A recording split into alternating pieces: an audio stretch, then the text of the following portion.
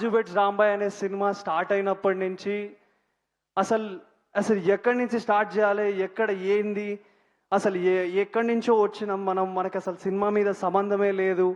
మా నాన్న ఎక్కడో ఏదో చిన్న కానిస్టేబుల్, మా అమ్మ ఒక హౌస్ వైఫ్.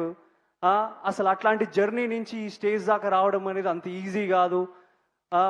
అండ్ కిరణ్ అన్న ఒకప్పుడు కిరణ్ అన్న షార్ట్ ఫిల్మ్స్ చూసేటోని, I was very inspired from him. And today Kiran అన్నే నా సినిమాకి వచ్చి సపోర్ట్ చేస్తున్నాడు. ఫస్ట్ మంచు మనోజ్ అని వచ్చినాడు, సాంగ్ బ్లాక్ బాస్టర్ అయింది.